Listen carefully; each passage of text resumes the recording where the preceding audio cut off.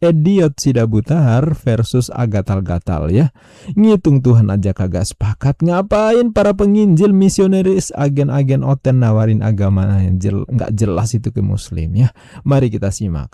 Kayaknya memang kalau kita ngobrol sama mereka ini teman-teman, memang ayat dalam Alkitab ini semuanya itu harus disesuaikan dengan rumusan-rumusan yang dibuat oleh... Pakai rumus bang, itu jelas-jelas 3 in 1. Bahasa Indonesianya apa 3 in 1? 3 tunggal. Lu itu cuman bicara tentang bahasa aja kok bang.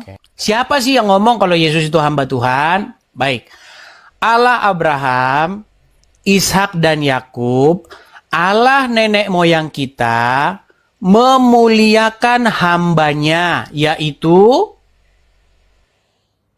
Yesus. Oke, berarti kalau saya mengatakan bahwa Yesus itu adalah hambanya, Allah dan berarti hamba, orang itu jelas kok tulisannya dalam satu ayat.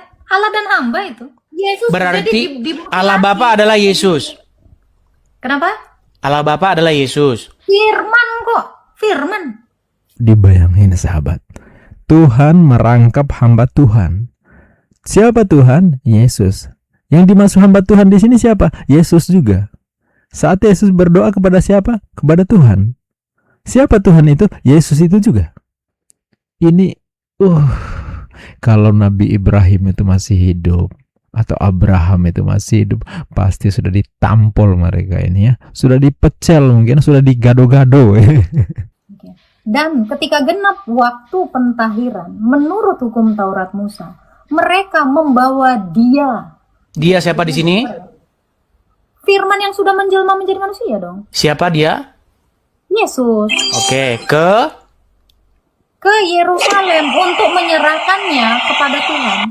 Oke, Yesus diserahkan kepada Tuhan. Dimaksudkan di sini menyerahkan itu kan untuk sunat.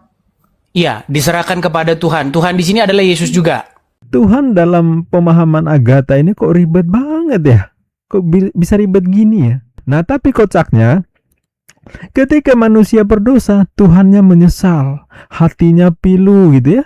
Tuhan merasa rancangannya salah. Lah masa Tuhan bisa galau begini? Tapi solusinya nggak kalah kocak sahabat ya. Tuhan yang maha pencipta, segala kekuasaan ada di tangannya, tapi ternyata tidak berdaya ngadapin dosa manusia. Tak kuasa ngampuni dosa sahabat ya. Hingga akhirnya Tuhan malah dipersekusi oleh Hansip Romawi, digantung di atas kayu, matoi 3 hari, lalu bangkit dan makan ikan goreng. Ya ampun Bu, jangan begitu dong Bu, saya dengar Bu. Kenapa? Ibu tahu Ibu, dia pakai kerudung di tempat jatuhan Yesus.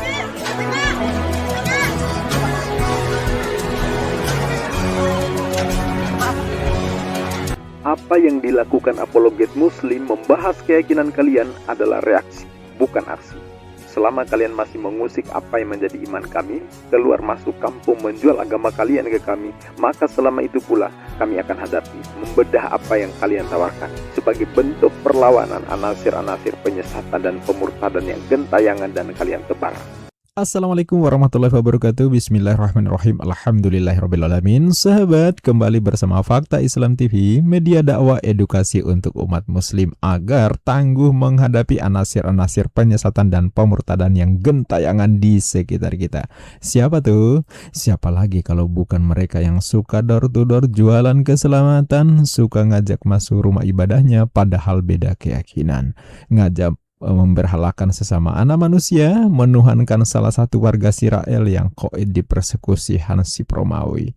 Karena mereka menjadikan kita target pemurtadan agar bareng-bareng memberhalakan sesama manusia yang mereka imani, maka Fakta Islam hadir untuk mengedukasi bahwa lebih 2000 tahun berlalu mereka nggak pernah sepakat gimana cara menghitung jumlah Tuhannya. Sampai kiamat debatnya masih sama sahabat ya. Contohnya di video ini, debat sengit antara dua penghujat Islam di agama yang sama tapi beda cara ngitung Tuhannya.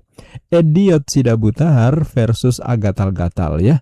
Ngitung Tuhan aja kagak sepakat. Ngapain para penginjil misionaris agen-agen oten nawarin agama yang nggak jelas itu ke muslim ya.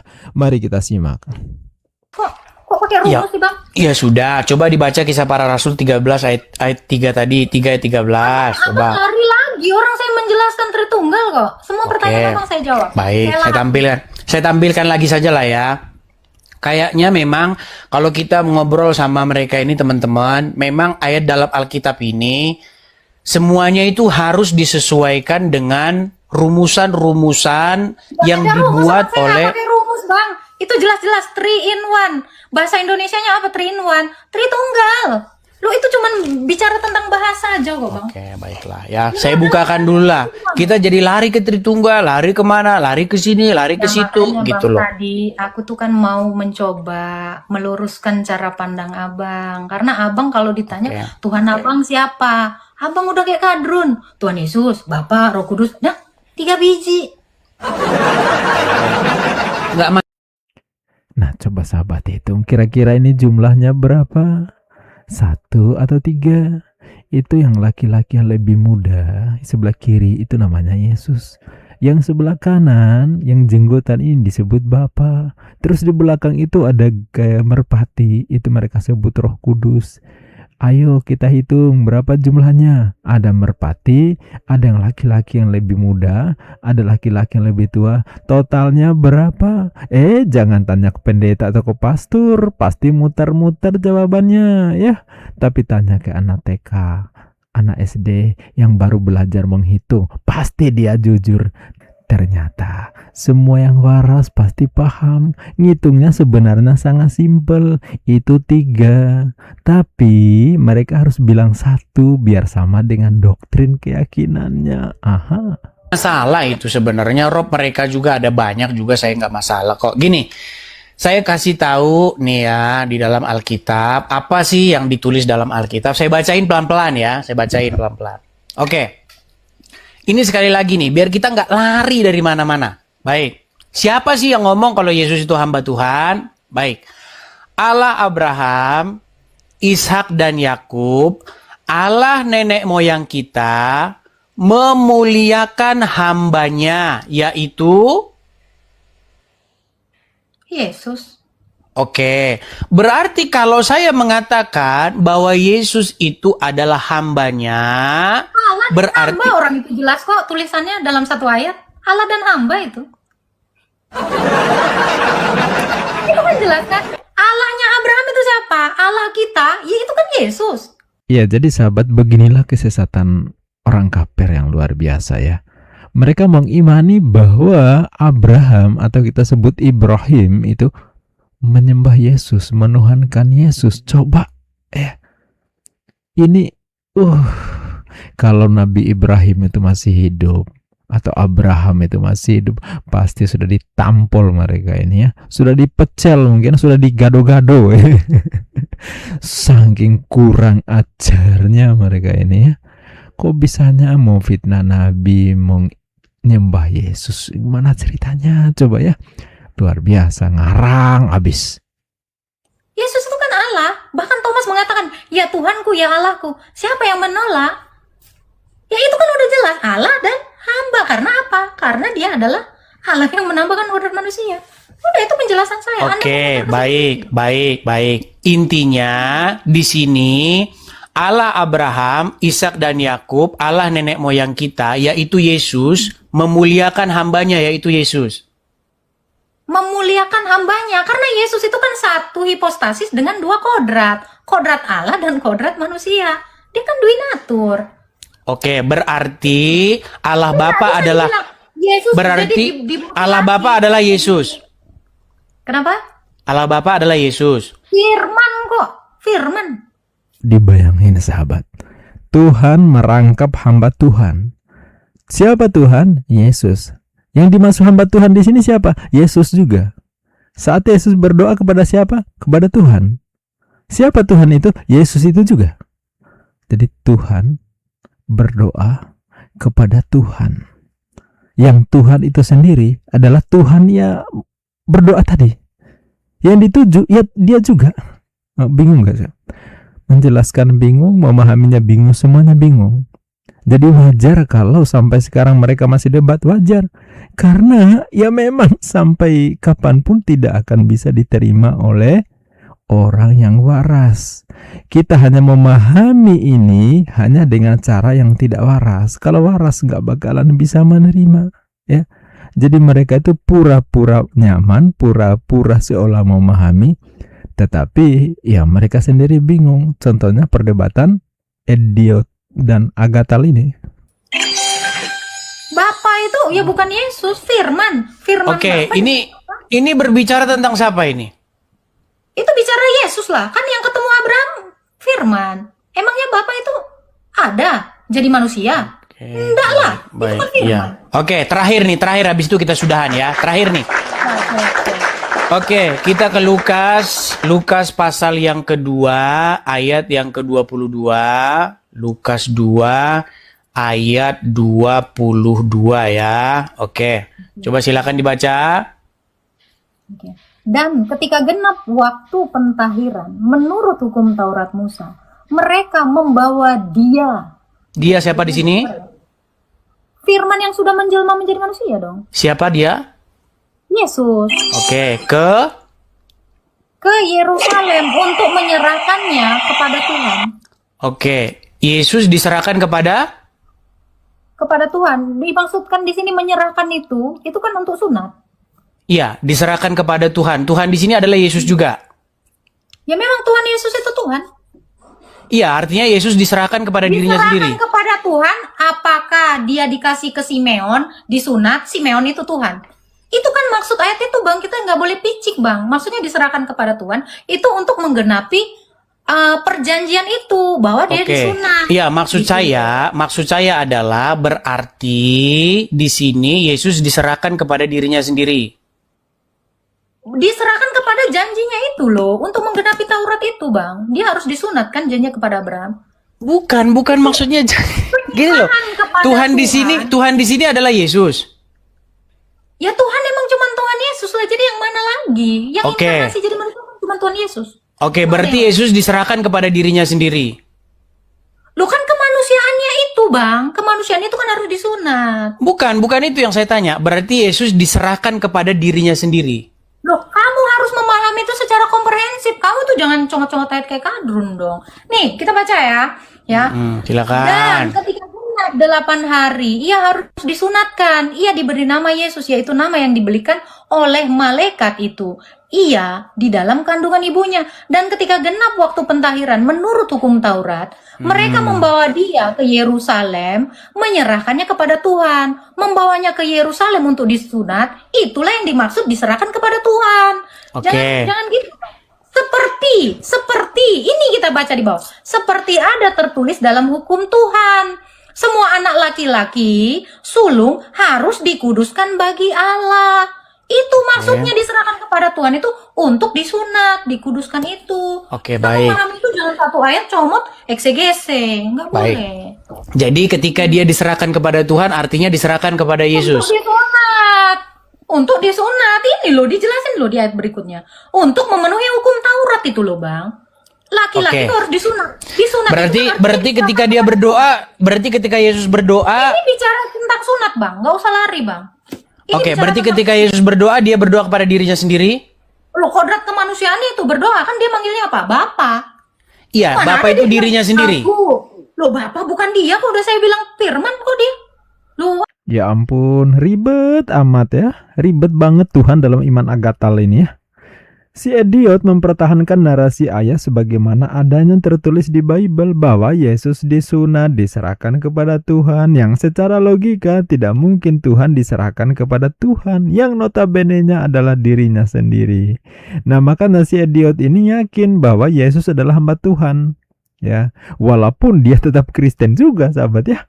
Sementara si Agatal ini ngotot mempertahankan doktrin Tritunggalnya, walaupun untuk itu dia harus jungkir balik melawan apa yang tertulis di Bible-nya. Ya, itulah problem di Kristen. Mari kita lanjut lagi. Abang mau kemana? Jangan framing saya dong. Berarti Tuhan yang mana itu waktu dia berdoa? Loh kan Yesus sendiri bilang, Bapa. Firman itu berbicara kepada Sang Bapa.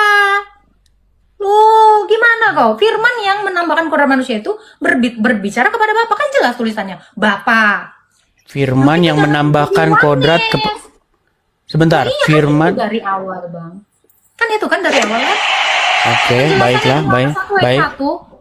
Oke, Bang, baik. makanya penting sekali Bang, kita sebelum ke kisah para rasul, ke Lukas, kita itu jujur dulu dari Yohanes 1 sampai ayat 18. Kita biar ngerti itu alurnya, makanya saya bilang, kita harus paham Tritunggal, paham Kristologi, maka kita nggak akan blunder Bang. Saya nggak akan bisa di framing saya. Itu. Oke, baiklah. Kesimpulannya intinya Yesus bukan hamba Tuhan. Baik, nggak masalah. Itu adalah firman Tuhan yang Oke, adalah baik. Tuhan, menambahkan kodrat hamba. Oke, baik. Berarti Yesus bukan hamba Tuhan gitu ya? Ya tidaklah, A plus B tidak sama dengan B. Baik, Memang tidak Yesus sama bukan hamba Tuhan. Baik. Oke lah, kalau sudah seperti itu, intinya saya sudah tahu siapa-siapa saja orang-orang yang menolak isi Alkitab, ya, yang menambah-nambah. Itu kayak gitu Bang. Abang justru nolak Alkitab ketika abang menolak keilahian Yesus. Oke. Ketika Anda mengatakan Yesus adalah hamba Tuhan. Saya tidak menolak keilahian Yesus, cuman keilahian Ya, Yesus betul, yang saya betul. pahami. Artinya tidak betul Yesus itu. Keilahian hamba Yesus Tuhan. yang saya pahami bukan berarti seperti itu. Apa yang dimaksud keilahian Yesus? Bukan berarti keilahian Yesus itu adalah Bapa di sorga. Firman Gitu. Allah kok. Hipostasis firman itu Allah kok kodratnya. Oke, baiklah kalau seperti itu. Sahabat, dari perdebatan mereka ini yang sama-sama oten dari jalur penghujat Islam, kita bisa menyimpulkan beberapa hal. Pertama, sejak munculnya kekristenan sampai hari kiamat kurang 1 detik, mereka tetap dalam kebingungan menjelaskan konsep agama yang mereka yakini. Kenapa? Semuanya benturan. Ayat Bible versus doktrin versus akal sehat. Makanya jangan heran ada ribuan denom, kalau meminjam istilah Romo Cafe dan Pendeta Mel Ato kan itu ya. Jadi muncul dalam kekristenan ribuan denom, ribuan perbedaan kelompok ya. Kalau kita di Islam, yang beda hanya di level tafsiran terhadap ayat, terhadap hadis kan itu. Tapi soal doktrin tauhid sama semua. Tuhan itu esa, sifat esanya hanya khas pada Tuhan itu sendiri. Selain Tuhan tidak dapat disebut esa sebagaimana Tuhan, ya. Apapun sekte dalam Islam, nggak ada yang debat hitung jumlah Tuhan, nggak ada, ya. Tapi di Oten 10 pendeta debat bisa 15 pendapat soal ketuhanan. Itulah terjadi sampai kiamat, ya. Yang kedua, kesan saya Tuhan dalam pemahaman Agatha ini kok ribet banget ya? Kok bisa ribet gini ya? Tuhan menciptakan alam semesta, termasuk manusia. Tuhan juga yang membuat aturan bahwa manusia yang taat akan diberikan kehidupan kekal, selamat masuk surga, kan gitu ya? Sebagaimana terhadap manusia yang membangkang, yang melawan hukum-hukum Tuhan, juga disiapkan aturan bahwa siapa yang posisinya seperti itu ya nanti akan hidupnya di alam penyiksaan. Jadi balance, yang taat, yang baik, dia akan disiapkan kebaikan di surga, tapi yang membangkang, yang bikin dosa juga, dia berada di penghakiman, penyiksaan di neraka. Nah, tapi kocaknya, ketika manusia berdosa, Tuhannya menyesal, hatinya pilu gitu ya. Tuhan merasa rancangannya salah. Lah masa Tuhan bisa galau begini? Tapi solusinya nggak kalah kocak sahabat ya. Tuhan yang maha pencipta, segala kekuasaan ada di tangannya, tapi ternyata tidak berdaya ngadapin dosa manusia. Tak kuasa ngampuni dosa sahabat ya. Lalu Tuhan inkarnasi dalam rupa manusia, Tuhan lahir dari ibu yang juga manusia, Tuhan disusuin, dibersihin ompolnya, Tuhan disunat anunya ya. Belajar dari bayi, dari balita sampai nanti dewasa, hingga akhirnya Tuhan malah dipersekusi oleh Hansip Romawi, digantung di atas kayu, matoy 3 hari, lalu bangkit dan makan ikan goreng, lalu kembali ke surga 40 hari kemudian. Manusia yang berdosa lah kok Tuhan yang dihukum mati gitu ya. Jadi ini sama aja seperti saya ilustrasikan sering ya di kanal ini ya. Seperti Pak Tani yang pasang jerat babi yang suka merusak tanamannya. Lalu si Pak Tani mengasihi babi.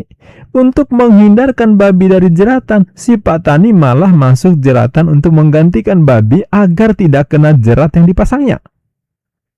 Lalu si babi bersorak-sorai girang, merasa diselamatkan oleh Patani. Tapi si Patani malah matoy, ya. Emang Patani nggak bisa gitu menghindarkan jeratan babi tanpa dengan cara dia sendiri yang masuk di jeratannya. Ini kan kocak ya. Jadi semua yang waras pasti akan sangat aneh dengan cara berpikir seperti ini. Tapi di Oten, ya itu yang dianggap sebagai kebenaran, bersukacita atas derita dan kematian Tuhannya. Nah itu kasih apa enggak sih? Semoga kita semua tercerahkan sahabat muslim, jadi makin paham seperti apa doktrin kekristenan yang ditawarkan ke kita, agar tidak terjadi lagi yang murtad, masuk ke agama yang nggak jelas seperti yang barusan saya terangkan tadi. Sampai jumpa di video berikutnya. Billahi taufiq wal hidayah. Wassalamualaikum warahmatullahi wabarakatuh.